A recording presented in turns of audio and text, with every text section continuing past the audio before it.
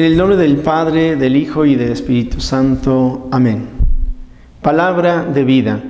Del Santo Evangelio según San Mateo, capítulo 22, versículos del 34 al 40. En aquel tiempo, habiéndose enterado los fariseos de que Jesús había dejado callados a los saduceos, se acercaron a él. Uno de ellos, que era doctor de la ley, le preguntó para ponerlo a prueba: Maestro, ¿cuál es el mandamiento más grande de la ley? Jesús le respondió: Amarás al Señor tu Dios con todo tu corazón, con toda tu alma y con toda tu mente. Este es el más grande y el primero de los mandamientos. Y el segundo es semejante a este: amarás a tu prójimo como a ti mismo. En estos dos mandamientos se fundan toda la ley y los profetas. Palabra del Señor. Gloria a ti, Señor Jesús. Pues, queridos hermanos, hoy estamos leyendo, meditando este fragmento del Evangelio en donde se nos habla de dos personajes o dos grupos que serían los fariseos y los saduceos.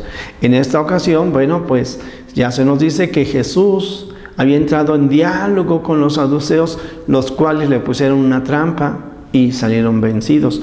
Ahora también nos encontramos con una nueva trampa y vuelven a salir vencidos.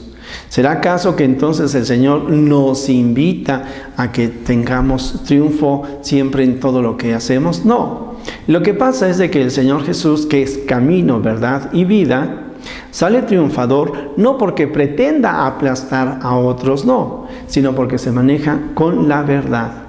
Junto con esto es la verdad la que se impone por sí sola, y ojalá esto siempre así fuera, porque verdaderamente nosotros, a través de los medios de comunicación, a través de nuestros gobernantes, constantemente estamos escuchando mentiras que se repiten una y otra vez y generan una sensación de confusión, de incertidumbre, de duda para aquellos que no tienen bien fundados sus valores, para aquellos que no encuentran el sentido a su propia vida.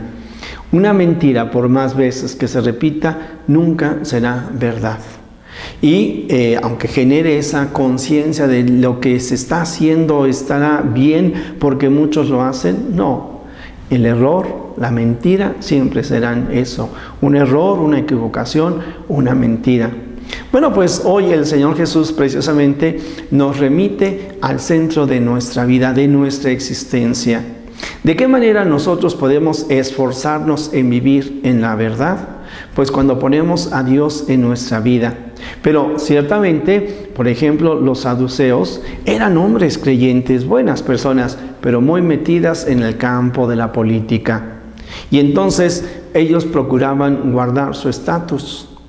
Se olvidaban de Dios, pero incluso actuaban en nombre de Dios y justificaban sus acciones en el nombre de Dios, pero su campo era la política. Dios simplemente ocupaba un segundo lugar, era como una especie de una ideología.